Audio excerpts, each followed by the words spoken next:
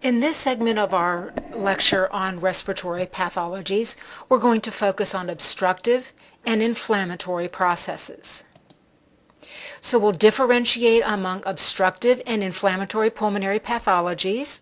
We'll differentiate between community and healthcare-associated pneumonias, and then we'll end with a brief discussion of the pathophysiology and some of the systemic effects of pulmonary artery hypertension. When we think about an obstructive disorder, the characteristic that we want to focus on is that obstruction is worse with expiration. Now remember, this is different from a restrictive disorder where airflow was worse with inspiration. Now we're talking about expiratory phase.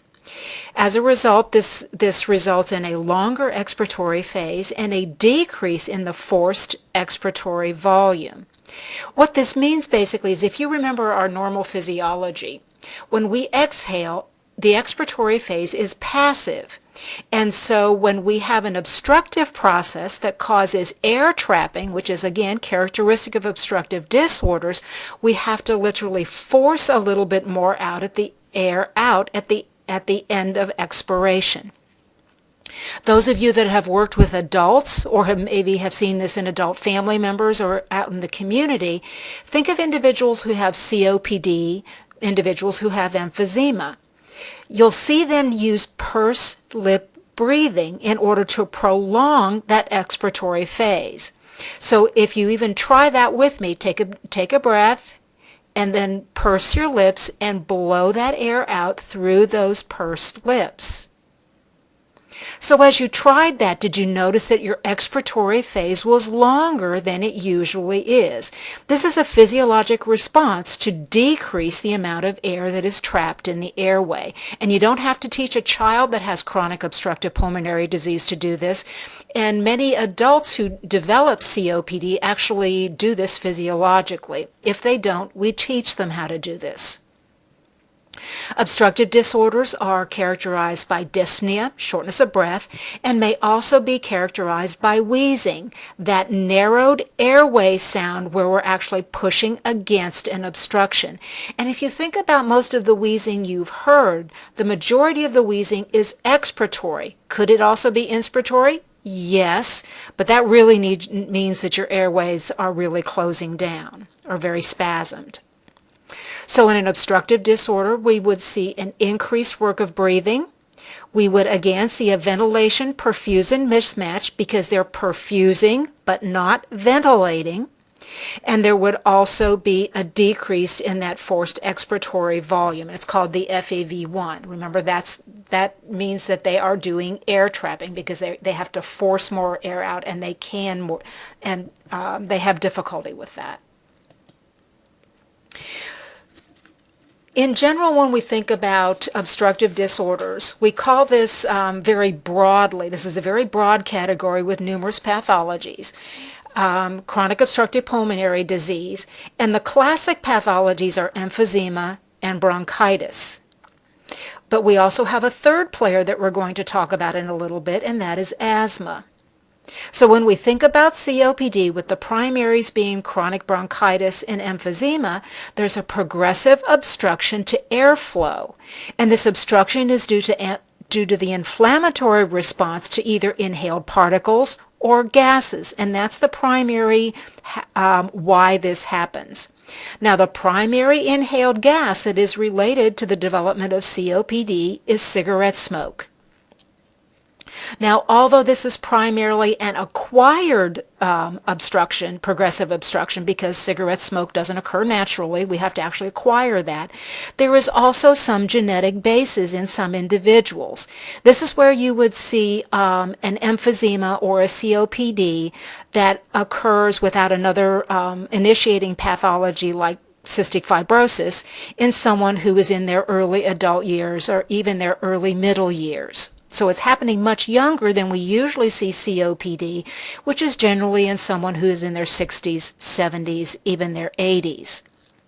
And this genetic basis is an alpha-1 antitrypsin deficiency. This causes both pulmonary and liver disorders, but we're focusing on pulmonary. This is caused by a recessively transmitted gene mutation that decreases the ability to make alpha-1 antitrypsin. Now, alpha-1 antitrypsin is important physiologically because it protects us from neutrophil elastase. If we don't have this protection, this neutrophil elastase actually attacks normal tissue and causes it then to begin causing obstruction. COPD is characterized whether it's the alpha-1 antitrypsin deficiency or due to this primary inhaled gas called cigarette smoke, causes both structural as well as functional changes in the airways, as well as the parenchyma, or the supporting structure of the airways. COPD in general is characterized by an exacerbating remitting pattern. Frequently, exacerbations are associated with infections or poor air quality. And you've probably listened to the weather and they've said this is an orange level or a red level. And it's basically telling us something about our air quality, and individuals with COPD are advised to remain indoors so that they aren't exposed to very high pollens if that's one of their triggers, or something of that nature. However, even though there is an exacerbation remission pattern, like many chronic diseases with an exacerbating remitting pattern, it is not fully reversible. So there are always some limits to airflow. But let's take a look at these two, Let's take a look at these two disorders separately, because it's important to understand the contributions of these two separate disorders, chronic bronchitis versus emphysema, and then again we'll talk about asthma in just a little bit. With chronic bronchitis, this is a disease of the large airways. In chronic bronchitis, there is hypersecretion of mucus primarily by the goblet cells, and the goblet cells are our mucus-secreting cells. Because of this hypersecretion of mucus, there's a chronic productive cough. Now, in order to meet diagnostic criteria, and you'll learn this when you do your management courses, but I think it's important that we realize that in order to be diagnosed, the individual has to have a chronic productive cough for at least 3 months for 2 consecutive years. Initially, this affects the large airways, but it affects all bronchial smooth muscle. So what that means is that initially you have air conduit issues, but gas exchange is not initially affected until the conduit has undergone a lot of change. So once again, we are perfusing, not ventilating, or we can say we're not ventilating, we're perfusing, and that makes sense because we're talking airways here. What happens in chronic bronchitis is that there is ongoing bronchial inflammation. This inflammation leads to edema. That edema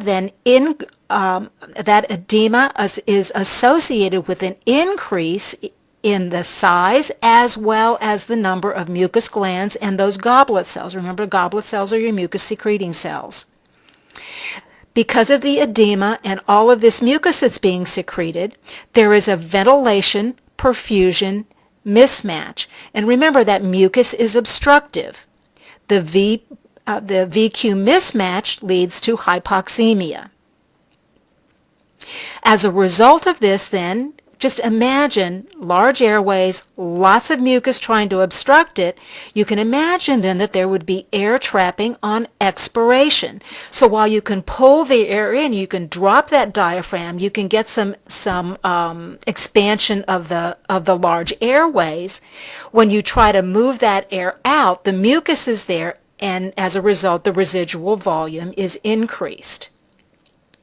This would be manifested as hypoventilation, hypercapnia, because remember we've got all these secretions there, and as we talked about, a decrease in the tidal volume, as well as a decrease in in that end expiratory volume. So when we look at an individual with chronic bronchitis, then that chronic productive cough and the hypersecretion of mucus, that is the hallmark of a chronic bronchitis. Very large amounts of sputum, very thick mucus, and they have difficulty clearing their airway because one of the other changes that happens in these large airways is the cilia are no longer functioning as well. Remember, cilia is part of our protective airway function. Cilia brush up, and when you lose that, you lose the ability to clear your airway of mucus. So what do you think the potential for someone becoming infected would be then? Absolutely. One of the other things you watch for in a chronic bronchitis is increased infection, and you also look for cyanosis. This manifests then, if you think about one of the ways we used to characterize chronic bronchitis versus emphysema is we sort of tag them as a blue bloater.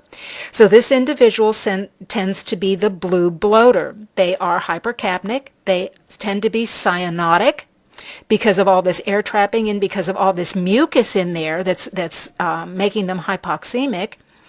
And so they also tend to be physically larger, so they are a blue bloater. Let's take a look at the other etiology, or the other component disease that leads to chronic obstructive lung disease, and that's emphysema. Emphysema is called the pink puffer. People with emphysema tend to be much thinner, and they don't tend to have a lot of cyanosis. Now, some of the same etiologies for that caused chronic bronchitis can also cause emphysema. So, what would be one of the biggest things we're going to be concerned with? Cigarette smoking. And of course, we talked about the genetic basis with the alpha-1 antitrypsin deficiency. But what happens with emphysema is that there is permanent enlargement and destruction of the alveolar wall. So in emphysema, we're talking about the very small airways as opposed to the larger airways in chronic bronchitis. Because of the enlargement and destruction of the alveolar walls, there is a loss of elastic recoil, and due to a breakdown of elastin. Elastin is a substance that helps us bounce back in our airways. So as a result, then, we have structural change that leads to the loss of the alveolar cells themselves. When we lose those alveolar cells, now we've lost part of our area for gas exchange. What we have to remember is that when you think about the alveolar structures, there are alveolar septa, and these alveolar septa is an epithelial layer with a thin elastic basement membrane. It's not a muscle membrane, it is a thin elastic basement membrane. So when we begin to lose those structures, we're starting to lose that basement membrane. In addition to a decreased area for gas exchange, there are also a collection of bulli and blebs, and these are outpouched areas because you've lost structural integrity. These bulli, and especially the blebs, may rupture and cause a spontaneous pneumothorax. And spontaneous pneumothoraces tend to happen more in the apex of the lungs, though as emphysema gets worse and worse, certainly any part of the lung is at risk. Because of the loss of the alveolar cells and the decreased area for gas exchange, that leads to the VQ mismatch and therefore hypoxemia. So smaller airways, loss of elastic recoil, structural changes, and as a result, we lead to hypoxemia. Now, there's also a bit of a role in COPD, and it seems to be more in emphysema because it's a much smaller airway, in in a decrease in surfactant. Now, emphysema is not primarily related to a decrease in surfactant. And remember, surfactant is secreted by the type 2 pneumocytes. It's that lipoprotein that coats the inner surface and facilitates expansion with inspiration, as well as decreases surface tension at the end of expiration, thereby preventing collapse. However, even though emphysema is not primarily related to surfactant decrease, cigarette smoking does alter surfactant, and it actually not only alters the function of surfactant, but it also decreases the amount of surfactant available.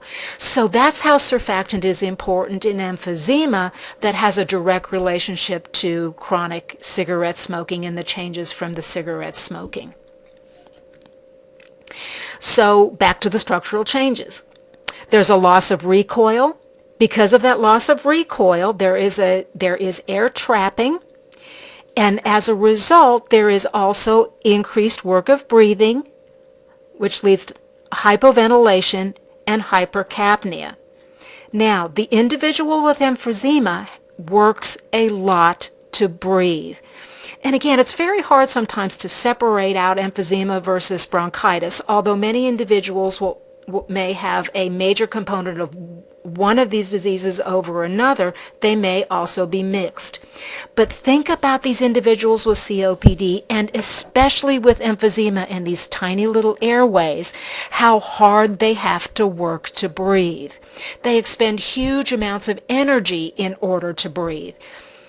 In emphysema, because they are working so hard to breathe and they continue to bring that air in, that's why they tend to be less cyanotic than the individual with bronchitis. They don't have all of these secretions that are getting in the way. With this increased work of breathing and all of the energy that they're expecting, they tend to be very thin. Hence the pink puffer.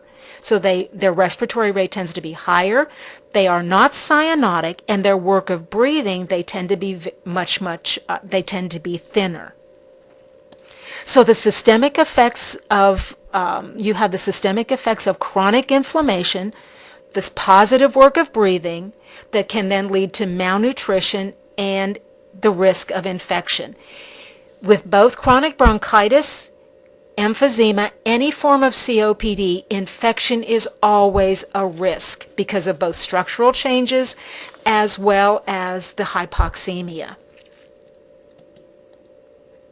Let's turn our attention now to the third, and that is asthma. Now, asthma is kind of on the borderline here because it has both inflammatory as well as obstructive characteristics. As an inflammatory process, and that's why we call this a reactive airway disease. And this tends to be IgE mediated, so it's a hypersensitivity. When we think about asthma as a reactive airway disease, it is characterized by bronchial hyperresponse, airway constriction, and reversible airflow obstruction. So we know the bronchial hyperresponse and constriction is due to the effects of the breakdown of the mast cells and the release of histamine that we've talked about previously. We know that asthma is especially common in children and also tends to follow a familial pattern. So the question is this a single gene disease? Unlikely. However, it may be related to those genes that are related to the immune or the inflammatory mediators. As a result, then, we know that the innate and the adaptive immune system is activated. When we think about asthma, there is both an early as well as a late response. In the early response, this is where the antigen-antibody response tends to be more predominant. So you have an allergen that stimulates those antigen-presenting cells. As a result, the CD4 T cells are being stimulated. Following the CD4 T cell stimulation, there will be a release of a host of pro-inflammatory cytokines. We're going to see eosinophils migrate and proliferate. We know that that can lead to additional cell injury. And we also know that IL-8 will stimulate the release of neutrophils and the continued inflammatory response. So don't forget that in this early response, this reactive airway disease, there is a major player of IgE, mast cells, and histamine. So these mediators then are causing vasodilation. That vasodilation increases permeability, capillary permeability. That would then lead to edema of the mucosal surface, as well as bronchospasm and increased work by the ghost goblet cells, which is why you'll see more mucus production. Now that early response is going to be within the first several hours. Following the early response, there is a late response. This is characterized by the continued release of the inflammatory mediators, ongoing spasm, edema, and mucus production, which then causes obstruction to airflow. The leukotrienes get into the process and cause smooth muscle contraction, which ends in increased work of breathing. So between obstruction to airflow and the smooth muscle obstruction of airflow from the edema, the mucus, and the spasm, the leukotrienes causing the smooth muscle contraction causes a dramatic increase in the work of breathing. As we look at that then, you would expect to see hypoxemia, air trapping with a decrease in the expiratory flow rate. And this air trapping is what we measure when we look at a peak flow rate. Remember, that's one of the things we watch for in asthma. We measure those peak flows because that's the speed of expiration. Well, if you have air trapping, those peak flow rates would be decreased. Initially, in an asthma, in that early response and early in asthma, there is a respiratory alkalosis because of the hyperventilation response to hypoxemia. As it continues to progress, though, there will be an acidosis because as that work of breathing, the secretions, the contraction of the airways, now you're not able to continue to hyperventilate, so now you begin to hypoventilate. There is decreased, and this is associated also with decreased left ventricular filling, decrease in the tidal volume, and as a result, the child or the adult develops an acidosis.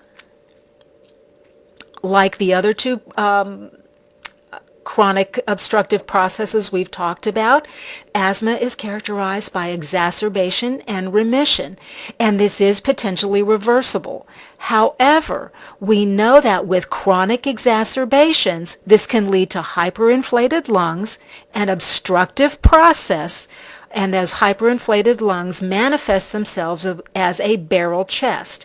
And this barrel chest that we see, although we tend to see it more in adults, we do also see this in children who have chronic obstructive processes.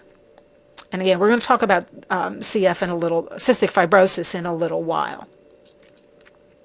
So as we think about asthma, and we think about asthma in children, one of the things that we've identified epidemiologically is that there is an increasing incidence of asthma in children. Now remember, the lungs mature at about the age of 8, but as they are younger, they have smaller airways. Now, when we look at the increasing incidence of asthma in children, one of the things that is being hypothesized and probably has some pretty good background to it is not only that idea of genetics, because it runs in families, especially with those genes related to immune and inflammatory mediators, but also the potential role of urban pollutants. We know that and asthma is more common in urban areas than it is in rural areas. Another idea that has been discussed a fair amount is allergen exposure. When we have very little allergen exposure, when we do get when we are exposed to something, we produce IgE without any balance of other exposure to our environment. One of the things that's been implicated in this is our overuse of alcohol-based gels and our need not to have any sort of anything in our environment to try to keep a clean environment. So it's one of those things to just sort of think about as how are we manipulating the environment of our children so that they aren't exposed to, and then as a result then have the ability to build up some sort of resistance to very common environmental potential allergens, because we are protecting our kids from, for lack of a better phrase, dirt as they grow up. Something to think about. From chronic obstructive pulmonary disease, let's turn our attention to inflammatory diseases. Now remember I said asthma was sort of on that borderline, but between an inflammatory and an obstructive process. But when you think about asthma and you think about the inflammatory process, think about it in terms of the reactive airway disease that we talked about and the exposure to allergen, therefore an IgE-mediated disorder. In this segment, when we talk about inflammatory process, we're going to talk about infections. And we're specifically going to talk about pneumonias. So with pneumonia, there are two things we'll think about. We'll think about bacterial, and then we'll also think about viral pneumonias. When we think first about pneumonias, a fair amount of the pneumonias that occur are bacterial. And this is where we think about community versus healthcare acquired versus healthcare associated, hospital acquired, or ventilator associated. So let's work our way through every one of those. So when we think about a community acquired pneumonia, this is the most common type of pneumonia. The bacteria that are most commonly implicated include Haemophilus influenza and Strep pneumoniae. Those are the two most common. When we think about a healthcare associated pneumonia or even a hospital acquired pneumonia, the primary organisms are Pseudomonas, Staph aureus, and Klebsiella. Now, on the slide, I differentiated between healthcare associated and hospital acquired. You can think of a healthcare associated pneumonia as someone who has been treated for several infections, or they have they've been in a doctor's office more than they would have anticipated, or they live in an assisted living environment. Hospital acquired is more the actual hospital itself. So knowing the organisms that are in the environment, the community, and in our healthcare systems really helps us out with this and to determine what's going on. In a ventilator-acquired pneumonia, it's estimated that about 25% of ventilated patients, and again, this crosses all age ranges, will actually develop a pneumonia. And a lot of this is due to biofilm on endotracheal tubes. Now, we know that, again, organisms and etiology patterns will differ somewhat, but it is important to know the common organisms that cause these pathophysiologies. Hint. So in a community-acquired pneumonia, once again, Haemophilus influenza and Strep pneumonia are the most common organisms. When we think about a healthcare-associated or a hospital-acquired, it's more likely to be Pseudomonas, Staph aureus, or a Klebsiella. So what about a viral infection? When we think about a viral infection in the pulmonary system, when we think about a viral pneumonia, the biggest player is going to be the influenza virus. And remember, the influenza virus comes in A, B, swine, avian, but that virus can cause infection. When we think about children, most children, if they have an inflammatory pneumonia, if they have a pneumonia, it's usually community acquired. If it is viral in a child, usually under the age of 2, it is most likely going to be RSV, or respiratory syncytial virus, as opposed to being an influenza. So in a child, a viral pneumonia is more likely to be respiratory syncytial virus, RSV, if they're under the age of 2 than if they are an older child or if they're an adult, and then a viral pneumonia is more likely to be the influenza virus. What's important about viral pneumonias is that there is generally less leukocytosis and less fever associated with a viral infection. The other thing that we want to keep our radar up about is that when someone has a viral pneumonia, they have an increased risk of also developing a secondary bacterial pneumonia, especially with either strep or staph. So what happens then in this inflammatory process of pneumonia is that the alveolar macrophages essentially present to the B cells and the T cells. This then releases those inflammatory mediators, and neutrophils trap those non-phagocytized bacteria. As a result, these non-phagocytized bacteria actually make infectious debris. This infectious debris then collects in the small airways. That's what causes our cough. And because you have all of this infectious debris from the non-phagocytized bacteria, remember, it all got started with this inflammatory process that we know so well. But this infectious debris collects in the small airways, causes a VQ mismatch, a ventilation-perfusion mismatch, and therefore leads to hypoxemia. So, once again, decreased ventilation, perfusion is okay. The last thing we'll talk about in this segment is pulmonary artery hypertension.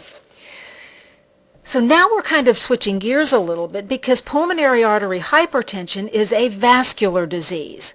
And the reason we're talking about it here in the context of the pulmonary system is because individuals with chronic obstructive pulmonary disease are more likely to develop pulmonary hypertension as a negative sequela of their COPD. So this can happen with chronic bronchitis, chronic emphysema, with chronic and frequent exacerbations of remissions as this individual gets older and older. We see this in children with cystic fibrosis. You get the idea. So pulmonary artery hypertension is a vascular disease in which the pulmonary artery pressure is significantly greater than our normal. It's greater than 25 millimeters of mercury, which is about 25% higher than normal. This may be idiopathic, it may be genetic, associated with connective tissue disease, with left ventricular heart failure, with valve disease, and as we talked about, COPD. Any disease that leads to chronic hypoxemia has the potential to lead to pulmonary artery hypertension. So this is characterized by a process in which vasoconstrictors, thromboxane, endothelin, overwhelm vasodilators, the nitric oxide, the prostacyclin. Because of this overwhelming, the vasoconstrictors overwhelming the dilators, this leads to proliferation. Proliferation is due to growth factors that are released. The growth factors that are released increase the endothelial cells, the smooth muscle cells, and the fibroblasts. These changes then lead to changes in the precapillary pulmonary arteries, and that's important. This proliferation from the growth factors that increases those endothelial cells, the smooth muscle cells, and the fibroblasts change the pre-capillary pulmonary arteries. With this change then, the vessels narrow, constrict, and lead to remodeling. So that's where your resistance is. That resistance, and then, because it lasts for a while, remodeling of the tissue itself. As the resistance and the remodeling continue to increase, that then leads to an increase in the workload. The right